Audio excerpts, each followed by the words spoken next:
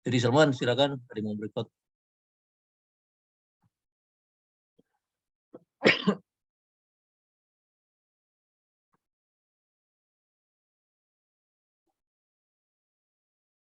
Apa sudah ada, Pak? Ya, sudah ada. Baik. Jadi ini adalah model strukturnya Salman ya. Raffi. Model strukturnya Raffi. Ada 1, 2, 3, 4 lantai ya. 4 lantai. Nah, sebentar Raffi, saya lihat nanya dulu ya. Nah, kalau seperti ini, kalau kita lihat strukturnya seperti ini, maka berarti struktur ini mempunyai satu buah sumbu simetri. Bentar. Ini lebar denahnya, oh nggak simetris ya Raffi ya? Iya, Yang Pak. di Yang grade C itu bukan sumbu simetri ya? ini grid ini, Pak, untuk penempatan beban Ya, maksud saya kalau dari tembok. kalau dari AC itu kan 2 ditambah 2,4 ya. Ya kan? Oh iya, Pak. Tapi C ke E itu 2,6 ditambah 2. Betul. Iya, Pak. Jadi kan tidak simetri. Ya. Nah, kalau tidak simetri, maka nanti gaya gempanya harus ditinjau arah bolak-baliknya. Jadi arah X ditinjau arah ke sini dan arah ke sini. Gitu ya. Kemudian arah Y-nya juga sama, arah Y-nya juga nanti ditinjau arah positif dan arah negatif. Karena dia tidak simetris ya. Nah, andaikan simetris, jadi misalnya grid C itu adalah sumbu simetri misalnya ya. Jadi grid ini misalnya sumbu simetri misalnya. Nah, kalau grid C-nya sumbu simetri, maka yang arah X itu ditinjau salah satu saja. Jadi ini bisa dibuang untuk menghemat perhitungan ya. Jadi X-nya positif saja, nah nanti pengaruhnya dibalik. Artinya pengaruhnya dibalik itu artinya nanti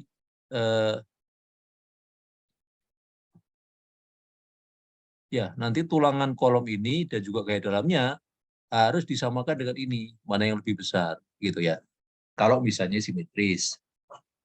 Tapi kalau tidak seperti ini ya berarti harus ditinjau ke 4 arah itu, ke keempat-empatnya ditinjau ya. Baik. Nah, kemudian ini sudah diinputkan beban gravitasi semua ya, Raffi ya? Ya, Pak. Sudah semua. Sudah semua. Baik. Kemudian sudah dibentuk diafragmanya? Sudah, Pak. Sudah. Jadi diafragma harus 1, 2, 3, 4, 1, 2, 3, ya 4 ya. 4 diafragma, ya 1 pada masing-masing lantai. Jangan sampai, bisa ditunjukkan Raffi, oh sudah ya, di kanannya kelihatan ya. Jadi di kanan itu kelihatan diafragmanya sudah mengikat masing-masing lantai seperti itu. Nah, diafragma itu adalah perwujudan dari sifat lantai yang kaku pada bidangnya. Ya, kaku pada bidangnya. Tetapi pada tegak lurus bidang, dia tetap mempunyai kekakuan yang terbatas ya. Pada bidangnya dia mempunyai kekakuan yang tak terhingga, yang sangat besar.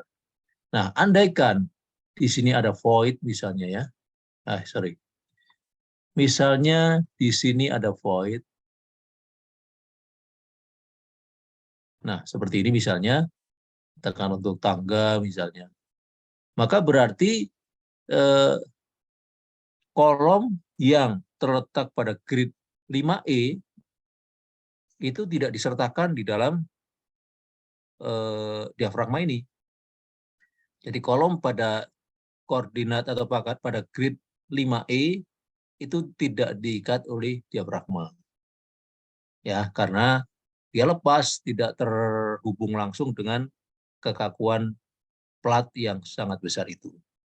Andaikan di situ ada void, maka titik yang di pojok itu pada grade 5E tidak ikut diikat oleh diafragma. Ya.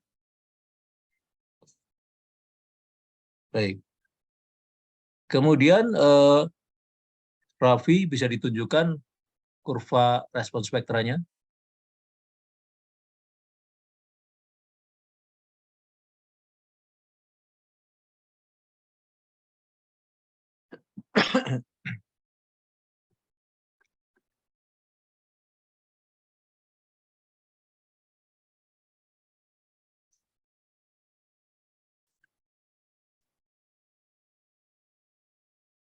Pakai function saja, define function.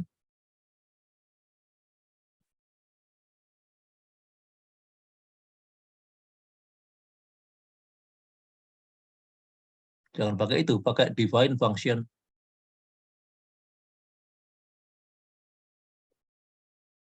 Sebentar, Pak.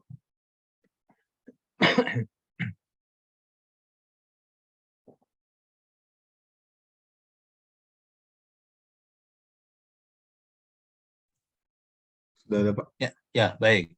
Nah, jadi ini sudah diinputkan oleh Raffi spektra seperti ini ya. Jadi ini tentu saja sudah di-download berdasarkan koordinat proyek ya, koordinat gedung, kemudian juga berdasarkan kelas situs atau jenis tanahnya. Jadi didapatkan seperti ini. Nah, ini mungkin ada beberapa tafsiran ya, tafsiran. Nah, kalau kebiasaan saya kalau mendesain gedung, ini saya teruskan ke sini. Nah, begitu ya. Kalau saya mendesain gedung, biasanya saya teruskan seperti itu, sehingga kurva saya menjadi seperti yang biru ini, bukan seperti asli yang merah. Nah, jadi ada penyederhanaan di sini. Saya buat begini, ini ya, yang ini. Maksudnya adalah supaya gedungnya lebih aman. Jadi masalahnya begini.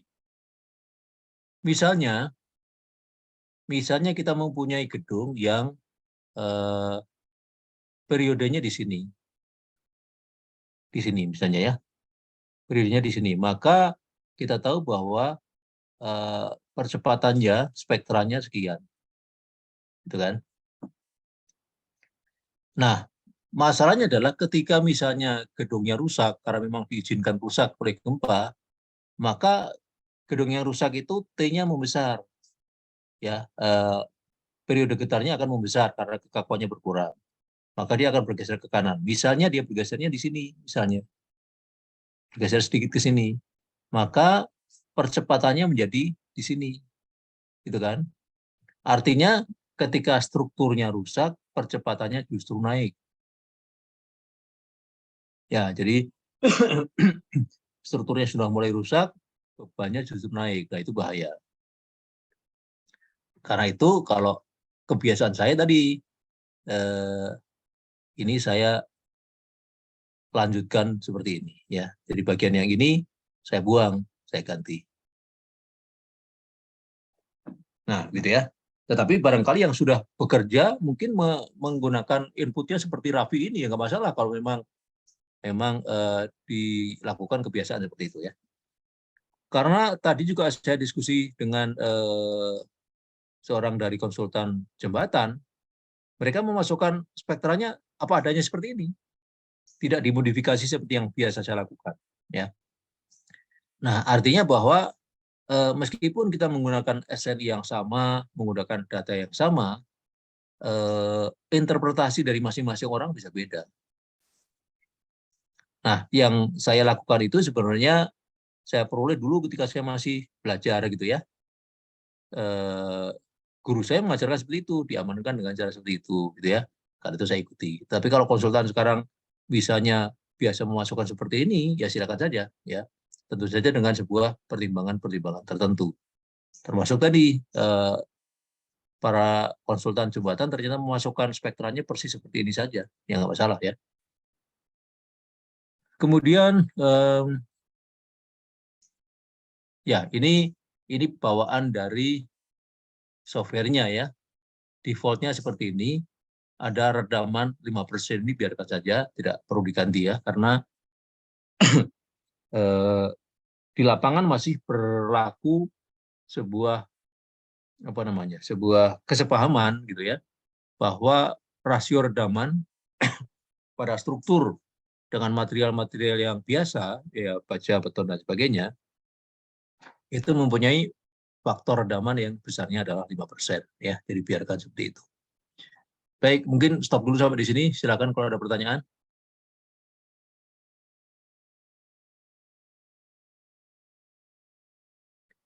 Ya, sambil menunggu Raffi mungkin bisa ditunjukkan faktor skalanya.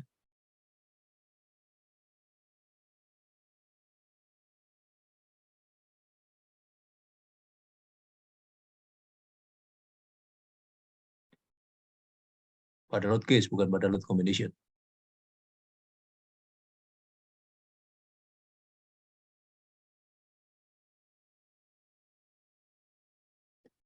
Baik.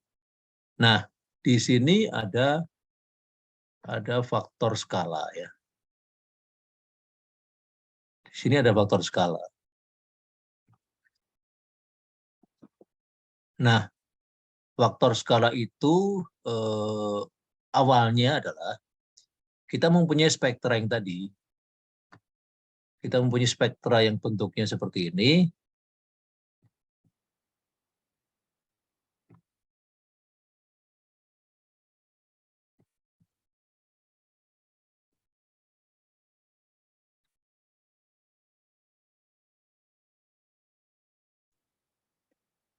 Nah, ini adalah menghubungkan sumbu vertikalnya itu adalah percepatan ya.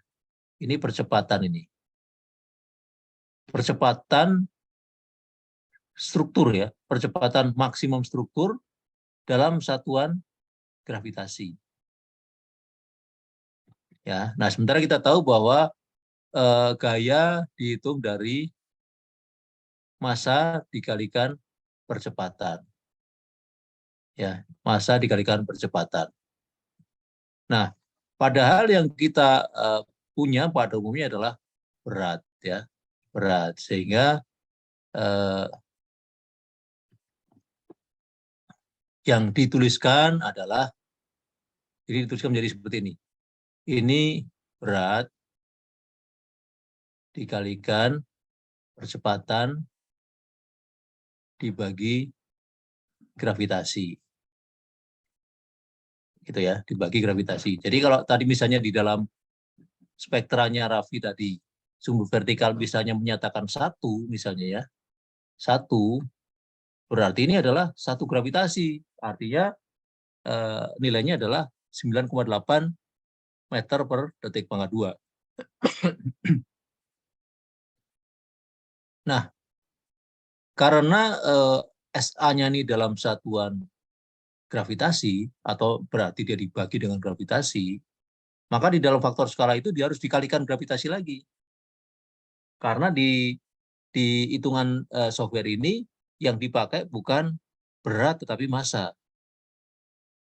Ya, massa. Nah, karena itu A-nya itu tadi, yang ini harus dikembalikan, gravitasinya dikembalikan lagi. Karena itu faktor skala ini adalah ada dikalikan gravitasi. Kemudian kita ingat ada faktor keutamaan gempa IE. Jadi ini dikalikan lagi faktor keutamaan gempa IE. Ya. Kemudian kita ingat lagi bahwa ada faktor R, faktor modifikasi respon. Nah, jadi untuk pertama kali faktor skala yang diinputkan itu adalah ini. Ya, faktor skala yang diinputkan adalah ini, ke sini. Gitu ya. Nah, kemudian kita ingat bahwa metode yang kita gunakan dengan cara menginputkan gaya seperti ini, menginputkan respon spektra seperti ini, disebut metode respon spektra. atau di SNI disebut analisis metode respon ragam. Nah, di dalam SNI diatur bahwa gaya geser dasar atau Bezier yang dihasilkan dengan metode ini tidak boleh kurang dari Bezier yang dihasilkan dengan metode gaya lateral ekivalen. Nah, gaya lateral ekivalen itu V-nya dihitung dengan cara seperti ini. V sama dengan CS kali W gitu kan. CS kali W. Nah, CS-nya itu adalah SA ini dibagi dengan R kali I, begitu ya, itu CS. Nah, berarti nanti kalau kita sudah menginputkan beban gempa dengan skala seperti ini, maka kita harus lihat berapa Bezier yang dihasilkan. Tidak boleh kurang dari ini. Misalnya dari sini dihasilkan Bezier misalnya V2 misalnya ya. Misalnya ini kita sebut V1. Nah, kalau ternyata V2 itu lebih kecil daripada V1, maka faktor skala ini harus dimodifikasi dengan mengalihkan V1 per V2. Nah, begitu. Dengan dikalikan dengan V1 per V2. Nah, kalau di faktor skalanya dikalikan dengan ini, ya tentu saja hasilnya akan jadi tepat sama ya. V2 yang sudah dimodifikasi ini besarnya akan persis sama dengan V1. Nah, kalau misalnya dari faktor skala yang pertama diinputkan sudah didapatkan V2-nya lebih besar daripada V1, maka skalanya tidak perlu dimodifikasi lagi. Baik, kalau ada pertanyaan silakan ya. Nah, kemudian ini adalah arah ini ya. Arah ini adalah arah U1, U2, U1-nya itu arah X di dalam denah ya, sesuai denah, dan U2-nya adalah arah Y. Baik, nah itu mengenai Bertanya Pak, ya silakan. terkait yang tadi Pak yang rasio simetri denah atau yang lain terhadap dampak skala faktor atau beban gempa itu yang saya input di sini itu kan Pak yang sumbu S karena sumbu kuat itu 100%, sedangkan yang sumbu Y-nya sumbu lemah jadi direduksi 30%. Nah, untuk penentuan besaran hal tersebut apakah ada rumus tersendiri atau memang sudah ketentuannya seperti itu ya Pak? Antara Yang sumbu lemah 100 dan dan sumbu 30 kuat. maksudnya. Iya Pak. Ya. Kalau yang 100 dan 30 itu kan argumentasinya begini. Jadi misalnya ini denah. Ini denah ya. Maka sebenarnya gaya gempa itu kan arahnya bisa kemanapun ya. Bisa kemanapun. Jadi kalau kita bicara kemungkinan arah gempa, itu arahnya tak terhingga banyaknya. Bisa saja begini arahnya misalnya ya. Nah, kalau kita harus menganalisis berdasarkan semua kemungkinan arah gaya gempa itu, berapa kali kita harus ngerang. Ya, nah itu kan menjadi sangat banyak yang harus kita lakukan. Dan tidak mungkin gitu ya, tidak mungkin kita lakukan seperti itu.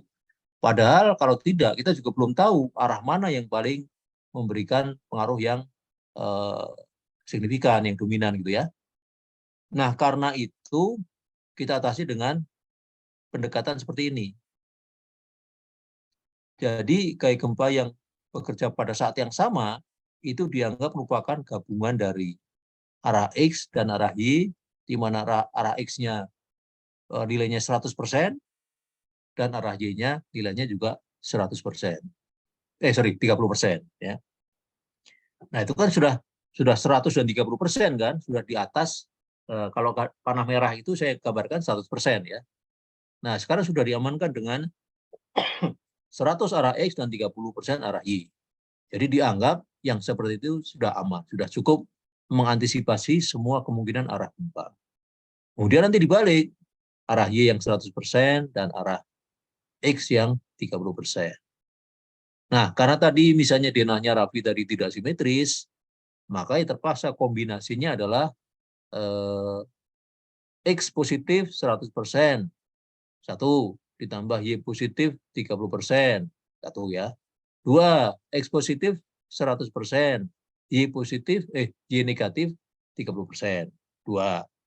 Sekarang dibalik, X-nya negatif 100%, Y-nya positif 30%, 3. Y-nya negatif 30%, 4. Nah, sekarang gantian, Y-nya yang positif, Y-nya yang 100%, dapat 4 lagi. Jadi minimal untuk kasus seperti ini kita punya 8 buah kombinasi. Ya, untuk mengamankan tadi arah gempa yang tidak kita bisa pastikan kemana arahnya. Nah, kalau ditanya dari mana 130, maka mestinya itu adalah sebuah hasil statistik ya. Jadi dari pengamatan sekian lama terhadap kemungkinan arah gempa, didapatkanlah angka itu. Nah, begitu kira-kira, Raffi.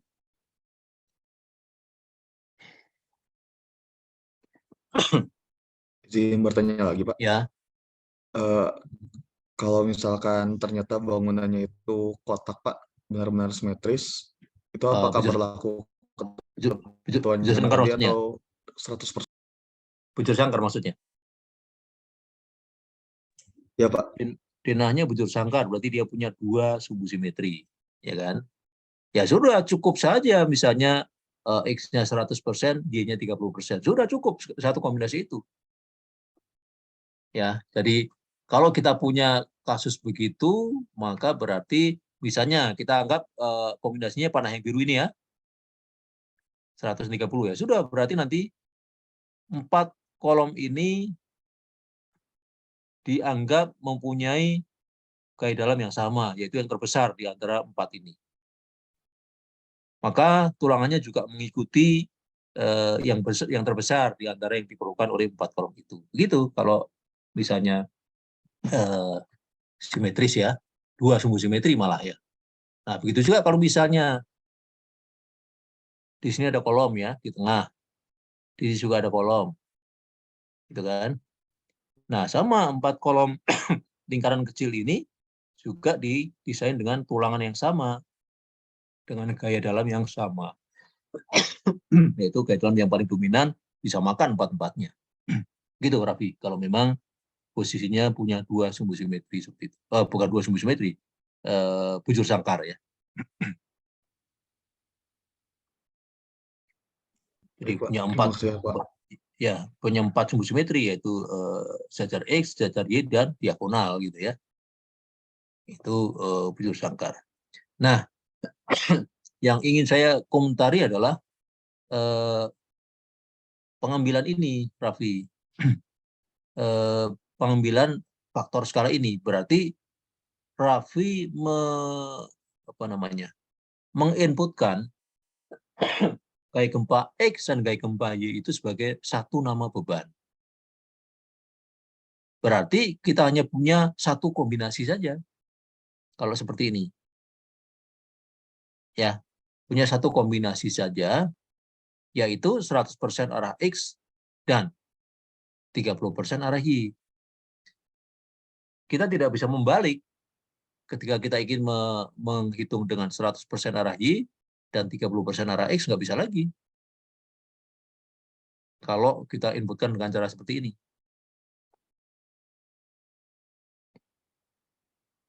Nah, maka ini cocok digunakan kalau tadi gedungnya Raffi bujur sangkar tadi. Ya, jadi cukup satu saja, satu pasangan saja seperti ini. Tetapi begitu gedung kita bujur sangkar atau justru tidak punya sumbu simetri, maka cara ini kurang tepat, input ini.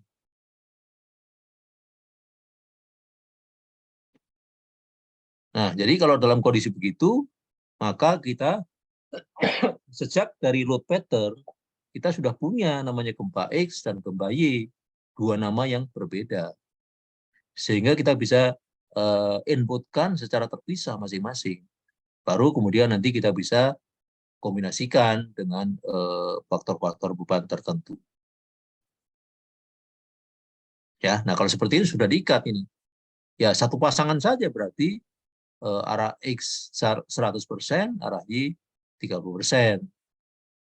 Nah, ini karena berarti menggunakan faktor apa namanya, skala yang sama sebenarnya kan, hanya saja yang satu 100% dan yang satu 30%, maka tadi ini hanya cocok untuk denah bujur sangkar ya, dengan posisi kolom juga bujur sangkar, sehingga arah X dan arah Y itu karakteristiknya persis sama ya, sehingga besaran beban gempanya pun akan menjadi sama kalau seperti itu. Baik, yang lain mungkin ada pertanyaan?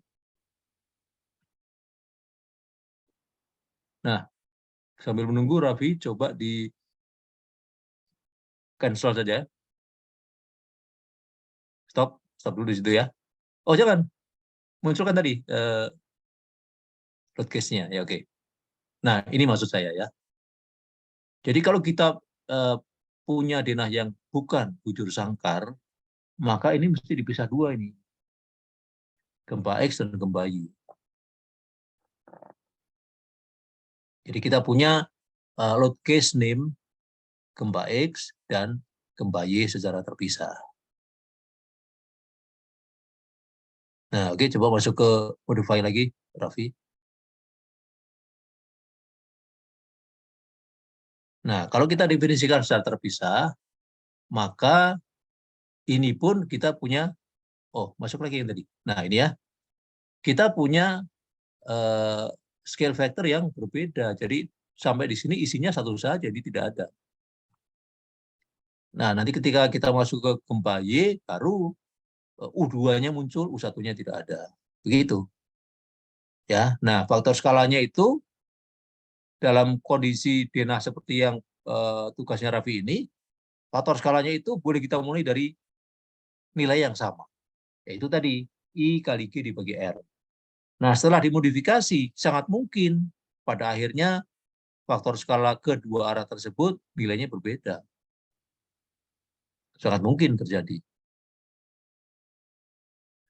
Ya, karena itu eh, kita harus definisikan secara terpisah antara gempa X dan gempa Y, dan itu harus dimulai dari load pattern-nya. Coba diperlihatkan Raffi load pattern-nya.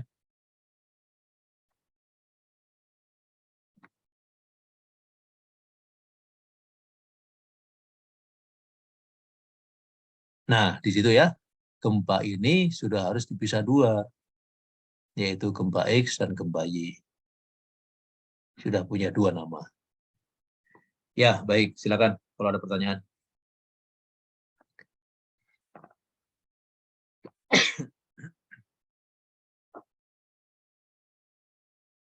Belum ada. Baik. Nah, coba Raffi tunjukkan, ini kan sudah di-run ya.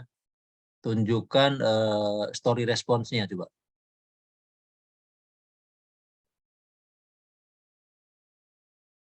Pakai display.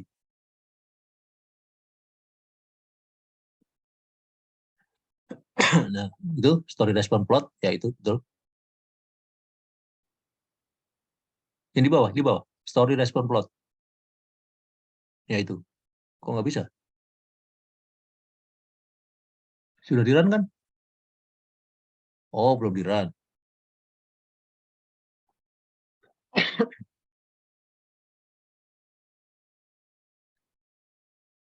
Baik.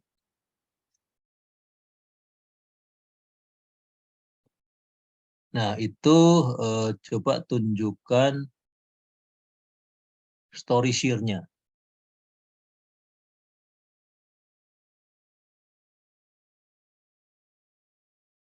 Yang maksimum story displacement itu diganti dengan story shear.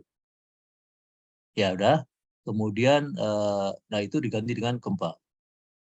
Ya, oke. Nah, ya, jadi ini kebetulan Raffi menginputnya dua sekaligus ya. Nah, ini kelihatan di sini bahwa yang biru itu adalah arah X, yang merah arah Y ya. Nah, jadi inilah yang tadi saya sebut sebagai V2 tadi, yaitu phase shear yang dihasilkan dengan metode respons spektral. Nah, inilah yang harus dibandingkan dengan metode gaya lateral ekivalen ya, yang V sama dengan CS kali W itu. Nah, kalau ternyata ini lebih kecil, maka harus diganti tadi faktor skalanya. Jadi faktor skala awal yang kita inputkan tadi dikalikan dengan V1 dibagi V2. V1-nya hasil analisis metode gaya lateral ekivalen, V2-nya dari metode respons spektra ini. Nah, kalau sudah dimodifikasi dengan cara seperti itu, maka Bézier-nya akan tepat sama antara dua metode tersebut.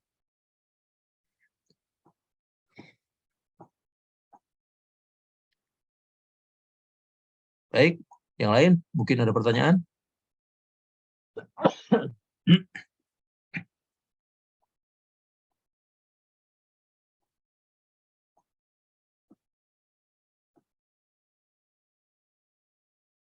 Belum ada. Ya sudah, kalau gitu boleh stop share, Raffi. Atau mungkin ada pertanyaan dari Raffi? Dari saya cukup dulu, Pak. Baik, ya terima kasih. Silakan stop share dulu. Ya. Nah, sekarang saya tambahkan sedikit.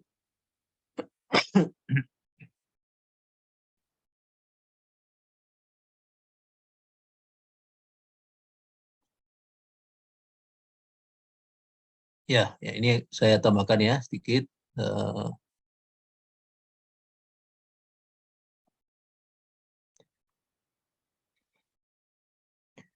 Nah, jadi tadi setelah kita run gitu ya, setelah kita run dengan beban gempa dan beban gravitasi, maka sebelum kita sampai pada penulangan, kita harus memeriksa dulu apakah struktur kita sudah ideal ya.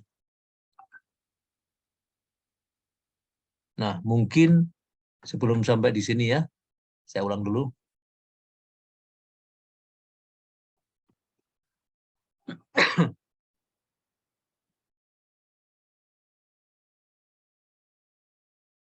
Atau mungkin kembali ke Raffi dulu ya, tadi saya lupa. Coba Raffi, share lagi Raffi.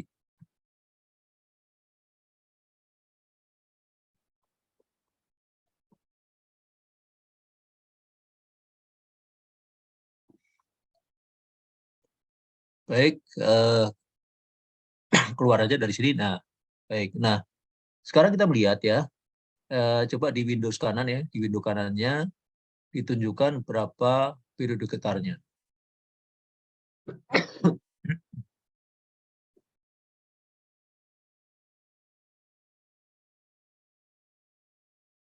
Dari mood dulu, mood 1, oke.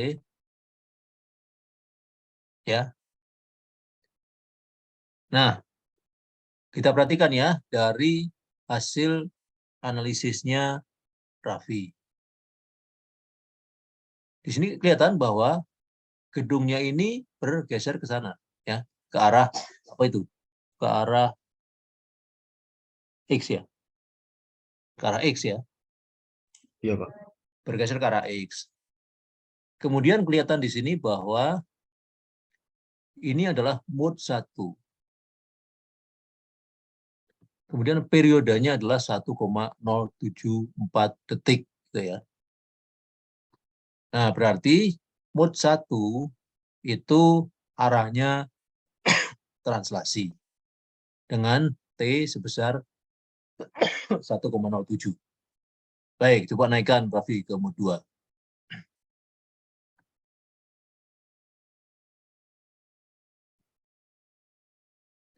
Nah, mode 2 kelihatan ya, dia ke arah Y.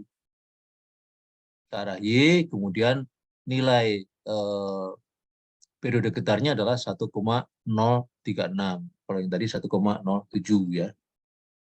Kemudian mode 3. Nah, kelihatan ya. Di sini mode 3-nya adalah rotasi. Jadi kalau kita urutkan tadi, mode 1-nya arah X, kemudian mode 2-nya arah Y, dan mode 3-nya adalah rotasi. Nah, ini adalah ragam yang ideal. Ini boleh tertukar ini. Yang ini boleh tertukar. Misalnya satunya Y, 2-nya X boleh. Ya. Tapi jangan sampai rotasi ini masuk kepada mode 1 atau 2. Dia harus 3. Nah, misalnya kejadian ternyata rotasinya itu masuk ke mode 1 atau 2. Maka kita harus memperkaku torsinya, yaitu dengan menambah kekakuan elemen struktur yang paling jauh dari pusat dena. Anggaplah pusat denanya di sini gitu ya. Maka kolom-kolom inilah yang harus ditambahkan kekakuannya. Andaikan mode 1 andaikan rotasi itu masuk ke mode 1 atau mode 2, maka kolom-kolom sudut ini bisa diperbesar ya untuk menambah kekakuan. Nah, bagaimana kalau ternyata sampai diperbesar sangat besar pun dia masih juga mengalami torsi? Maka kita bisa tambahkan sekarang kolom ini juga diperbesar ya. Nah, kolom ini bisa diperbesar, begitu juga kolom yang ini bisa diperbesar ya. Intinya yang jauh-jauh. Yang jauh, yang di dekat-dekat sudut itulah yang diperbesar. Ternyata masih saja terjadi rotasi pada mode 1 atau 2, maka kita bisa tambahkan kekakuan balok ini. Nah, biasanya dengan cara seperti ini, masalah rotasi bisa diatasi. Andaikan dengan cara seperti ini pun tetap tidak bisa diatasi, maka kesimpulannya adalah gedung ini tidak bisa dianalisis dengan menggunakan metode respons spektra. Dia harus dianalisis dengan metode yang namanya metode riwayat waktu atau time history analysis. Nah, bedanya adalah metode ini, metode respon ragam atau respon spektra ini, input gempanya dalam bentuk respon spektra seperti ini kan, yang tadi kita sudah bahas ya. Nah, inputnya adalah seperti ini. Itu metode respon spektra. Nah, kalau ternyata masalah torsi tadi tidak bisa teratasi, maka kita harus beralih menggunakan metode time history analysis atau metode riwayat waktu. Nah, yang kita inputkan adalah rekaman percepatan gempa yang bentuknya seperti ini. Nah, pernah lihat kan? Rekaman yang bentuknya acak seperti ini. Inilah yang harus kita inputkan. Dan seterusnya ya. Nah, jadi kalau torsi tidak teratasi, maka kita harus menggunakan metode ini.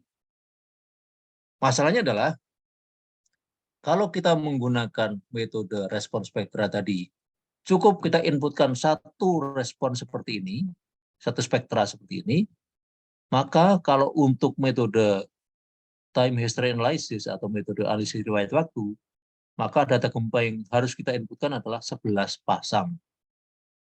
11 pasang itu artinya sekali kejadian gempa itu biasanya ada arah horizontalnya ada 2 rekaman, arah 1 dan arah 2 yang saling tegak lurus. Nah, kalau kita harus menggunakan metode itu, maka kita harus menginputkan 11 pasang. 11 pasang rekaman gempa. Nah, karena ternyata masalahnya bahwa kita justru susah mencari rekaman data gempa Indonesia sendiri. Jadi kalau sekarang kita mencari data percepatan gempa Aceh misalnya, itu sulit ternyata ya. Lebih mudah bagi kita mencari rekaman data gempa dari luar negeri. Anehnya kan begitu ya. Contoh misalnya, kita bisa dapat rekaman data gempa ya dari yang namanya USGS.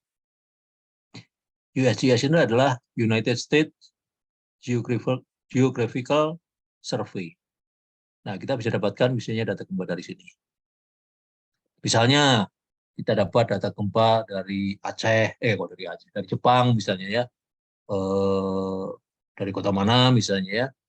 Kemudian dari Meksiko dan sebagainya ya. 11 tempat yang berbeda. Nah, masalahnya adalah karena itu gempa asing bukan gempa Indonesia, maka besaran gempanya mungkin juga kurang cocok. Jadi kita sudah memilih misalnya gedungnya Raffi ini lokasinya di Cirebon misalnya ya.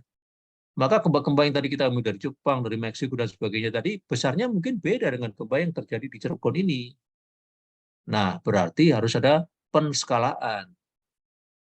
Jadi tidak bisa kita input langsung rekaman gempa ini, tetapi harus diskalakan dulu supaya sesuai dengan gempa lokal di lokasi yang kita rencanakan itu ya. Jadi ada proses penskalaan. Nah, kita bisa bayangkan bahwa hanya satu masalah yang tidak bisa kita atasi, yaitu masalah rotasi tadi, maka kita harus beralih kepada metode analisis yang jauh lebih sulit. Karena itu penting untuk menjaga gedung kita jangan terlalu tidak teratur gitu ya, sehingga terjadi efek semacam itu, rotasinya masuk ke ragam 1 atau ragam 2. Nah, itu yang perlu diperhatikan ya, bagi yang kerja di konsultan akan sering menghadapi masalah-masalah semacam itu. Terutama kalau dari pihak arsitek dikehendaki sebuah denah yang sangat tidak beraturan. Nah, itu sangat mungkin akan timbul masalah-masalah terkait dengan torsi yang tidak bisa diatasi semacam itu. Baik, terima kasih Raffi.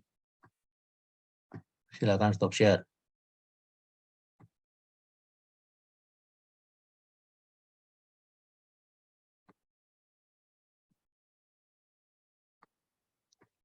Nah, sekarang saya sambung ke sini. Jadi kalau tadi misalnya model kita sudah bagus semuanya. Sudah kita inputkan semua beban, baik gravitasi maupun gempa. Maka kita run model kita. Nah, berikutnya tentu saja kita harus mendesain tulangan-tulangan ya untuk balok dan untuk kolomnya terutama ya. Nah, sebelum itu kita harus periksa lagi bahwa gedung kita sudah baik tadi dari aspek lain. Yang pertama ini, simpangan antar tingkat. Nah, simpangan antar tingkat ini akan membuktikan apakah gedung kita cukup kaku setiap lantainya ya. Nah, jadi kita bisa hitung yang akan keluar langsung dari software, misalnya ITEPS, adalah yang ini. Ini akan keluar langsung dari ITEPS. Yang ada indeks E-nya itu ya. Jadi delta E1 adalah simpangan elastis pada lantai 1. Delta E2 lantai 2 dan seterusnya ya. Nah, data itu, output itu yang akan kita langsung dapatkan dari software. Nah, tetapi untuk memeriksa kekakuan dengan menggunakan simpangan antar tingkat, tidak bisa langsung kita gunakan delta elastis tersebut. Ya, maka dari delta elastis tersebut kita harus perbesar, yaitu menjadi ini, menjadi delta 3 ini. Jadi delta 3 itu adalah, coba kita perhatikan kalau delta elastis yang saya berikan lingkaran merah ini, delta E1, delta E2, delta E3, itu adalah simpangan total. Yaitu dari kondisi dia diam, kemudian sampai di sini. Yang garisnya putus-putus ya. Dari kondisi diam, lantai 2, sampai ke sini, garis putus-putus. Kemudian dari kondisi diam, dia sampai di sini. Nah, yang saya berikan merah itu ya. Kemudian yang dimaksud dengan delta 3 ini adalah delta yang diperbesar, ya. Jadi delta E itu diperbesar, delta E3 diperbesar menjadi delta 3. Delta E2 diperbesar menjadi delta 2. Delta E1 diperbesar menjadi delta 1 tanpa nilai E. Yaitu dengan menggunakan yang disebut sebagai CD itu. Ya, jadi di sini ada besaran CD. Ini ya, ada besaran CD. Nah, inilah yang digunakan untuk memperbesar simpangan elastis delta E itu ya. Jadi dikalikan simpangan elastis, kemudian dibagi dengan IE-nya. Nah, ini penulisannya kurang konsisten ya. Jadi IE itu mestinya E-nya adalah huruf kecil. Jadi IE itu adalah faktor keutamaan gedung. Nah, jadi delta 3 itu, delta kecil 3, adalah hasil perbesaran delta E3. Dari kondisi elastis menjadi kondisi yang sudah diperbesar. Jadi maksimum ketika gedungnya sudah tidak elastis lagi, karena ada keretakan-keretakan dan sebagainya, maka delta E3 berubah menjadi delta 3. Nah, maka delta besar itu adalah simpangan relatif dengan tingkat di bawahnya. Jadi yang saya berikan panah merah itu delta 3 sama dengan delta E3 dikurangi delta E2 dikalikan CD dibagi IE ya. Atau lebih mudahnya dituliskan sebagai delta 3 dikurangi delta 2 tanpa huruf E. Sama saja ya. Tetapi sebenarnya urutannya begitu. Delta E rebutan dalam kondisi elastis. Ketika sudah terjadi retak-retak dan sebagainya, maka kekakuannya mengecil dan deltanya akan menjadi lebih besar, yaitu delta tanpa E. Dari delta E3 menjadi delta 3 misalnya ya. Maka delta besar itu adalah selisih simpangan antar tingkat. Nah, itulah yang dibatasi. Simpangan relatif antar tingkat itu tidak boleh melampaui nilai tertentu ini. Ya, tidak boleh melampaui nilai tertentu. Nah, IE adalah faktor keutamaan gedung ya. Jadi biasanya nilainya 1, 1,25 atau 1,5 tergantung dari fungsi gedungnya. Oh ya, ini saya ambil dari SNI 1726 ya. Jadi nanti silakan dilihat pada SNI 1726 pasal 786. Baik, nah delta 3 itu jadi delta antar tingkat ya pada semua tingkatan, berarti kita punya delta 3, delta 2, dan delta 1. Jadi kalau saya gambarkan di sini, kalau saya gambarkan juga di sini, maka kalau kita garis dari sini ke atas, itu ya, kemudian kita juga garis dari sini ke atas, tegak lurus ya, saya tidak menuju ke garis titik-titik, itu tegak lurus saja. Nah, maka yang disebut sebagai delta besar adalah ini, selisih ini. Selisih ini delta besarnya. Jadi yang di atas itu adalah delta besar 3, ini delta besar 2, kemudian otomatis kalau yang di delta besar 1 ya dikurangi 0 ya, karena fondasinya tidak bergerak secara lateral. Nah, itu maksudnya ya.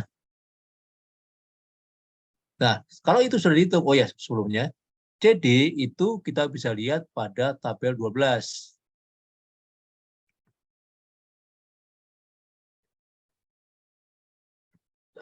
Ya, jadi CD itu ada nggak penjelasannya di sini? Nah, ini ya. Jadi CD adalah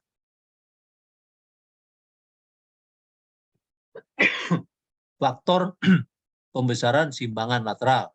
Itu terdapat pada tabel 12 ya. Coba kita lihat tabel 12-nya seperti apa.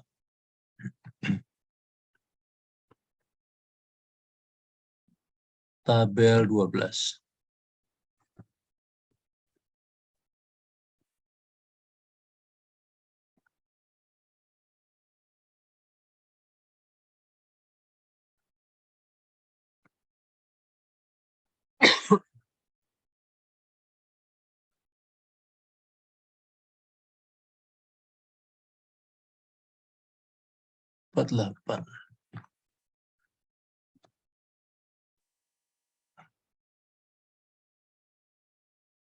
Nah, ini ya. Ini tabel 12. Nah, ini. Jadi CD adalah faktor pembesaran difleksi. Jadi CD itu tergantung dari, jadi tabel ini membagi struktur menjadi beberapa kategori semacam ini ya. Kategori semacam ini. Contoh misalnya yang A itu adalah sistem dinding perumpu dan di bawahnya ada tipe-tipe yang berbeda-beda ya. Nah, pada tugas yang dibuat itu, tipe strukturnya adalah termasuk yang C. Nah, ini ya, tipenya termasuk yang ini, yaitu sistem rangka pemikul momen. Jadi kalau struktur kita terdiri dari frame-frame seperti itu, maka kelompoknya adalah rangka pemikul momen. Nah, sekarang kita tinggal lihat.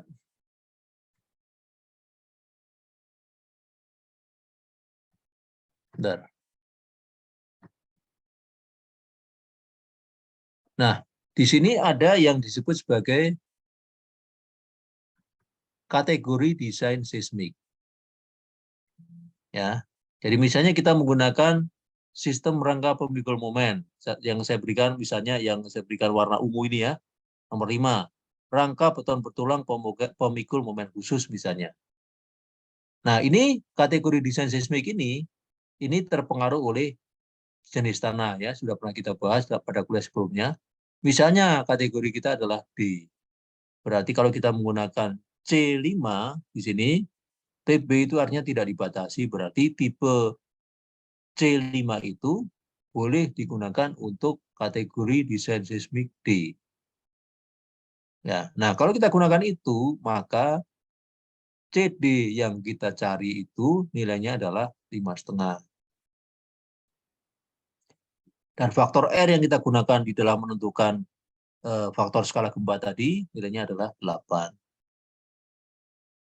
Ya, itu nilai CD atau faktor pembesaran difleksi.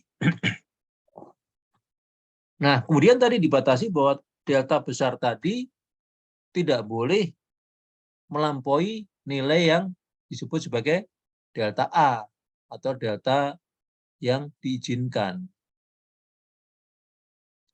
Nah, ini yang disebut sebagai delta A-nya, terdapat pada tabel 20.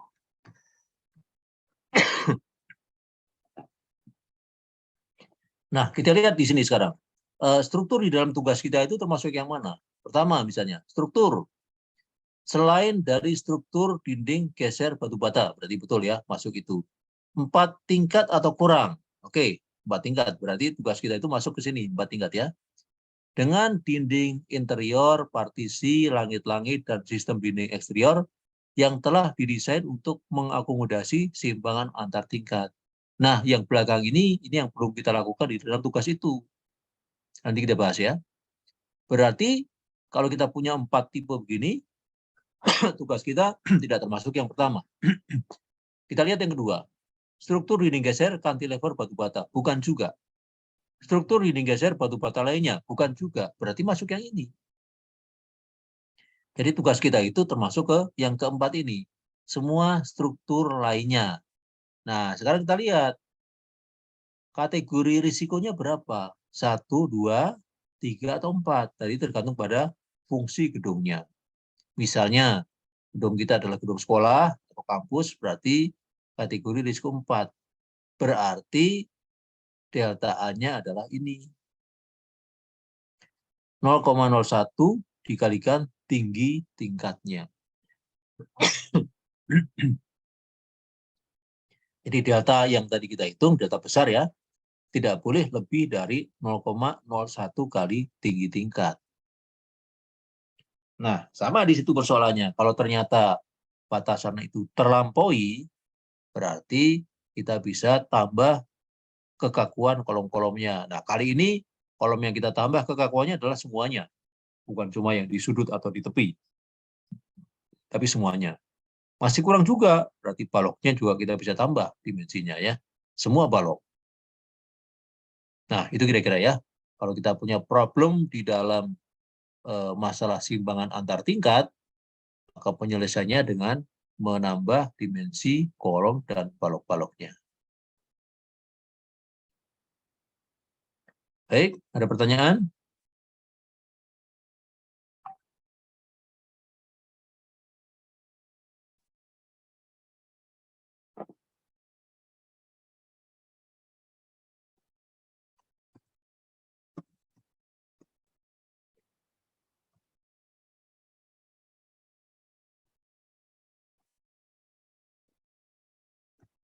Baik, kalau tidak ada, kita lanjutkan lagi dengan satu tinjauan lagi, yaitu yang disebut sebagai pengaruh pi delta.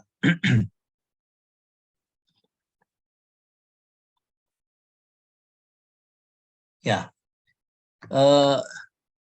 yang dimaksud pi delta kira-kira adalah seperti ini. Misalnya kita punya sebuah kolom cantilever. Kemudian kita mempunyai beban seperti ini ya, beban vertikal. Misalnya ini nilainya adalah W, misalnya ya, nilainya adalah W, dan beban horizontal. Ini nilainya misalnya adalah P misalnya ya, ini adalah P. Baik, kalau misalnya ini tingginya adalah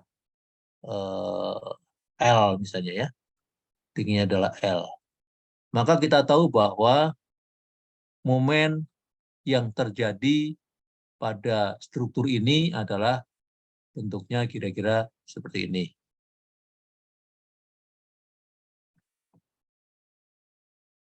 Gitu kan? Dengan nilai 0 di puncak dan nilai P kali L di ujung bawah ya, di perletakan.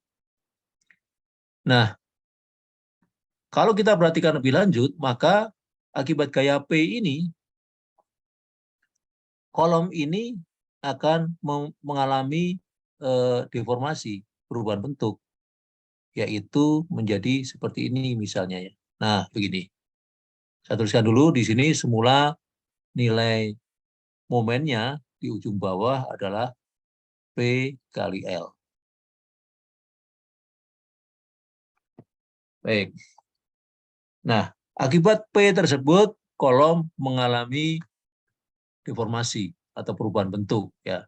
Sehingga timbul di sini perpindahan sebesar delta. Nah, gitu ya. Perpindahan sebesar delta. Nah, kita perhatikan sekarang. Akibat P, momennya adalah P kali L. Nah, sekarang dia punya simpangan sebesar delta. Maka gaya W vertikal itu akan ikut berpindah ke kanan kan. Gaya W-nya ikut berpindah ke kanan. Akibatnya gaya W sekarang tidak segaris dengan tidak terletak tepat di atas tumpuan, tapi mempunyai jarak horizontal sebesar delta. Dengan kata lain, beban W itu sekarang punya eksentrisitas sebesar delta. Maka, oh sorry, ini biar biar apa sesuai dengan namanya ya, saya ganti ya. Yang P adalah yang vertikal ya, biar sesuai dengan namanya. Ini bebannya beban P. Ini beban P. Beban P, kemudian ini beban H gitu ya, misalnya ya. Beban H. Maka aslinya tadi dia mempunyai momen di ujung bawah sebesar H kali L gitu ya. H kali L. Nah, sekarang akibat kolomnya mengalami simpangan di ujung atas sebesar delta, maka gaya P yang semula sentris sekarang punya eksentrisitas sebesar delta. Berarti ada momen tambahan sebesar P kali delta. Gitu kan? Nah, ada momen tambahan sebesar P kali delta. Nah, jadi kalau di dalam statika dulu kita akan menghitung kalau kita punya struktur cantilever dengan beban seperti ini, maka pada kolom ini akan bekerja gaya normal tekan sebesar P, gaya lintang konstan sebesar H, dan momen 0 di ujung atas dan H kali L di ujung bawah. Ya, itu yang kita pelajari di statika. Nah, ternyata kalau kita perhatikan lebih teliti, akibat H timbul simpangan sebesar delta di ujung atas kolom. Akibatnya, gaya B punya eksentrisitas, maka dia punya momen tambahan sebesar P kali delta.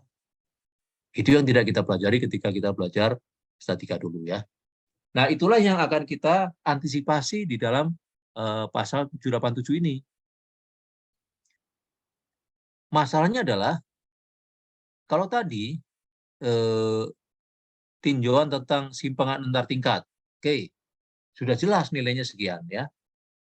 Itu pun sudah diamankan dengan yang namanya faktor pembesaran simpangan sebesar CD tadi ya. Nah, masalahnya sekarang adalah kalau kita perhatikan di sini, akibat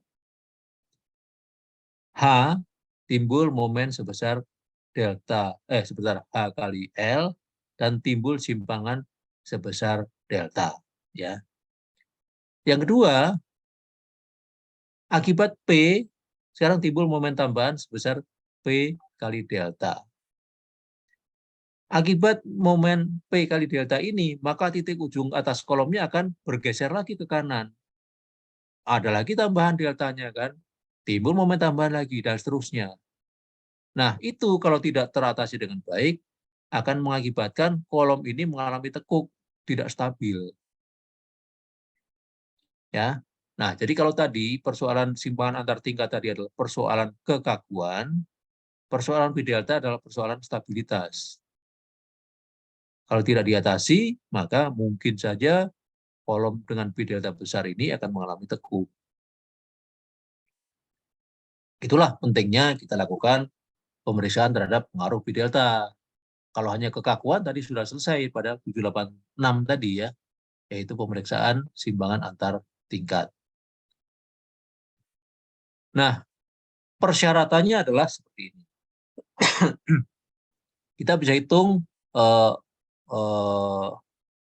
koefisien stabilitas ya. Nah, makanya disebut stabilitas karena P delta itu berkaitan dengan stabilitas. Ini koefisien stabilitas dinyatakan dalam theta. Nah, kalau didapatkan θ-nya sama atau kurang dari 0,1, maka struktur aman terhadap P delta.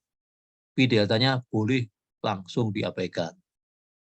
Ya, pada pengaruh ya, pada pengaruh θ ini, kalau nilainya kurang dari 1, maka struktur stabil, ya lantai ini stabil, maka kita bisa abaikan. Nah, kembali ke tadi tinjauan simpangan antar lantai itu dilakukan pada setiap lantai. Jadi setiap lantai ditinjau kekakuannya dengan menentukan atau meninjau simpangan antar lantainya. Nah, sama di sini. P delta ini juga ditinjau pada tiap lantai. Dengan rumusan seperti pada persamaan nomor 45 ya. Nah, coba kita lihat satu-satu. PX. PX adalah beban desain vertikal total pada dan di atas tingkat X. Ya, dalam satuan kilonewton atau apapun ya sebenarnya, asal kita konsisten ya. Nah, bila menghitung PX, faktor beban individu tidak perlu melebihi 1,0. Jadi untuk menghitung PX ini, faktor-faktor beban di dalam kombinasi beban yang kita gunakan tidak perlu lebih dari 1. Jadi 1,0 saja semuanya. Ya, artinya perhitungannya pada kondisi elastis. Nah, definisinya tadi, PX adalah beban desain vertikal total. Atau kita bisa nyatakan, PX adalah jumlah dari gaya aksial ya pada sebuah lantai. Ya, jadi arti beban desain vertikal total itu ya sama dengan gaya aksial total saja. Baik, nah delta tadi sudah dihitung ya. Delta besarnya tadi sudah dihitung kan pada 786 tadi. IE adalah faktor keutamaan gempa. Nah, ini tergantung dari fungsi gedungnya. Mungkin nilainya 1, 1,25 atau 1,5 ya. Kemudian VX. VX adalah gaya geser seismik yang bekerja antar tingkat X dan X-1. Ini dengan kata lain adalah story shear. Ya, jumlah gaya geser total akibat gempa pada satu lantai. Ya, atau jumlah gaya geser akibat gempa dari semua kolom pada satu lantai. Itu VX. Ya, jadi seperti base shear, tapi kalau base shear itu pasti di lantai dasar, sedangkan VX ini adalah pada setiap lantai dia punya nilai VX.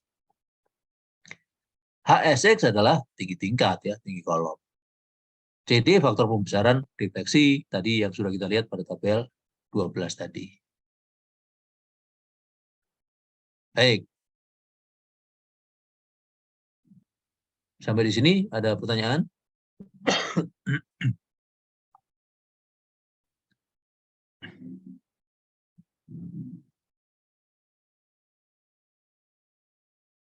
Ya, Pak, jadi izin bertanya. ya, silakan. Maaf kalau tadi sudah dibahas. Izin bertanya, Pak, untuk yang PX dan VX itu apakah cukup ditinjau di satu kolom atau bagaimana, Pak, Itu pengambilan lantai, nilainya? ya, lantai. Jadi Lantai. tadi tinjauan simpangan antar lantai tadi adalah untuk lantai, bukan untuk satu kolom, ya, untuk lantai. Ini juga sama, ya. Jadi PX itu adalah beban desain vertikal total. Itu berarti pada semua kolom pada satu lantai. Begitu juga VX gaya geser seismik. Nah, ini pasti satu lantai juga. Ya, jadi ini tinjauannya dilakukan per lantai, bukan per kolom. Gitu, Raffi. Baik, Pak. Terima kasih banyak, Pak. Ya, jadi sekali lagi nilai theta ya, koefisien stabilitas itu bisa diabaikan kalau nilainya tidak lebih dari 0,1 ya. Sama dengan atau kurang dari 0,1 itu langsung boleh diabaikan. Berarti lantai kita tidak berisiko mengalami tekuk akibat B delta. Semuanya stabil. Nah, bagaimana kalau lebih? Ya, bagaimana kalau ternyata tetanya lebih dari 0,1? Nah, kita lihat di sini di bawah dijelaskan. Pertama, bahwa nilai theta tidak boleh melampaui theta maksimum. Ya, nilai theta tidak boleh melampaui theta maksimum. Kalau tetanya melampaui theta maksimum, maka dia beresiko untuk tidak stabil. Ya, kalau di atas maksimum dia tidak stabil, maka bagaimana cara mengatasi? Ya diperbesar kolomnya, baloknya, dan sebagainya. Otomatis kalau kita mengatasi B delta, kita juga mengatasi persoalan simpangan antar tingkat. Karena dua-duanya bisa dilakukan dengan menambah dimensi kolom dan baloknya. Nah, ini theta maksimum ya.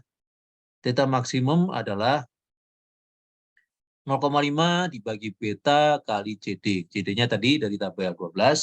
Nah, betanya adalah rasio kebutuhan geser terhadap kapasitas geser untuk tingkat antara tingkat X dan X-1.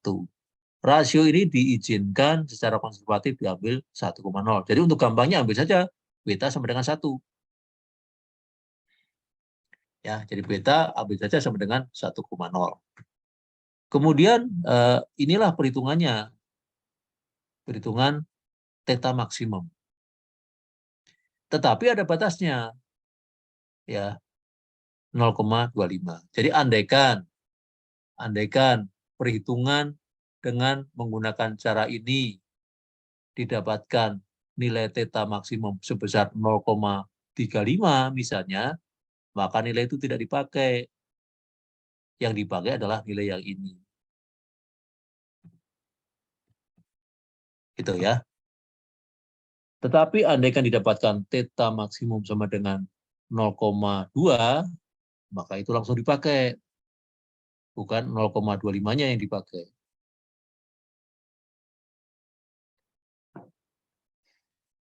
Baik, nanti pelajari kembali ya di pasal 786 dan 787.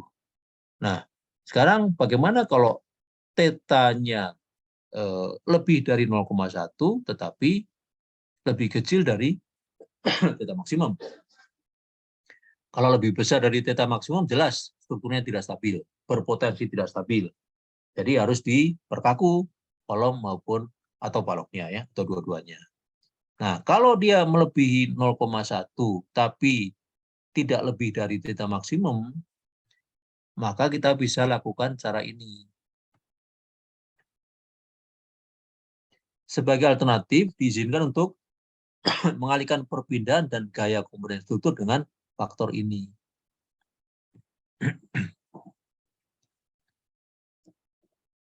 Ya, jadi perpindahannya kita perbesar lagi dengan ini. Kemudian kita bandingkan lagi dengan persyaratan delta maksimum tadi. Kemudian gaya-gaya dalamnya dikalikan dengan ini, 1,0 dibagi 1 minus theta. Karena tetanya lebih kecil dari 1, maka penyebut dari bilangan ini adalah kurang dari 1. Maka hasilnya adalah faktornya lebih dari 1. Ya. Jadi artinya gaya-gaya dalam yang terjadi itu diperbesar lagi untuk perhitungan desain tulangannya misalnya ya. Perbesarannya dengan mengalihkan faktor 1 per 1 minus theta. Nah ini dikatakan di sini,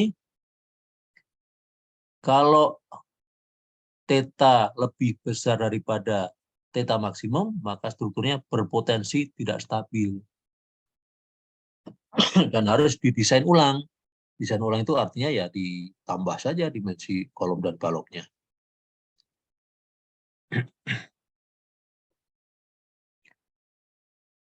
Baik, sampai di sini ada pertanyaan?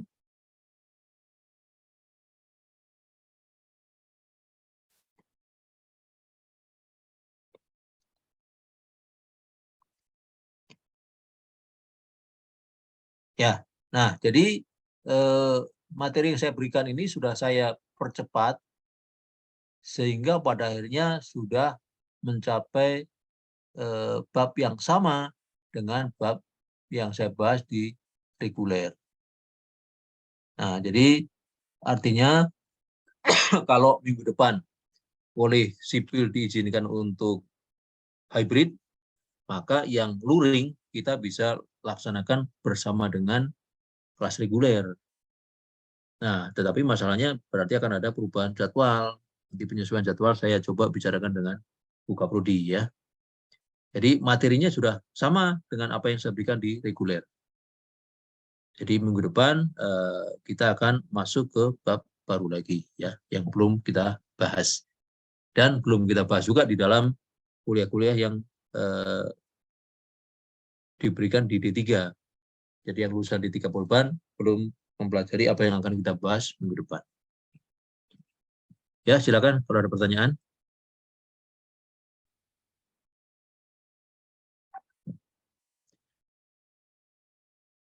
Jadi yang belum membuat tugas, silakan membuat tugas ya, seperti yang tadi dibuat oleh Raffi, 4 lantai saja, tidak usah banyak-banyak. Kemudian tugasnya Raffi juga diperbaiki, tadi gempa arah X dan arah Y-nya harus dipisahkan. Nah, kalau sudah, semuanya sudah sampai di situ. Nah, coba sekarang periksa keseimbangan antar lantainya dan periksa pengaruh pi deltanya.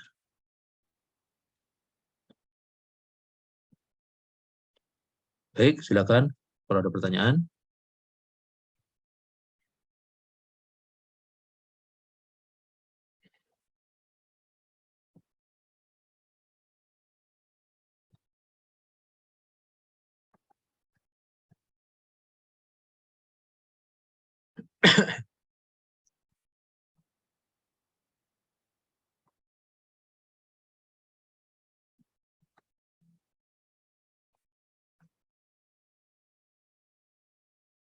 Ya, baik. Kalau tidak ada ya sudah, kita berhenti di sini dulu ya, karena materinya sudah sama dengan yang di reguler ya. Kita tambahkan materi baru minggu depan. Saya ambil dokumentasinya dulu untuk dapat hadir.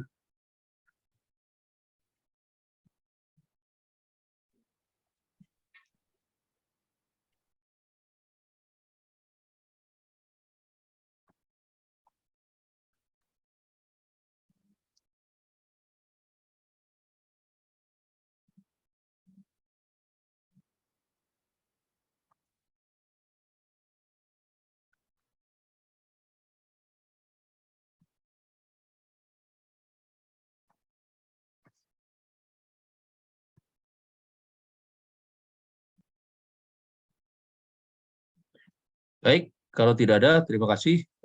Kuliah kita sampai di sini. Kita sambung minggu depan. Mudah-mudahan kita bisa hybrid ya. Ya, terima kasih. Selamat sore. Assalamualaikum warahmatullahi wabarakatuh.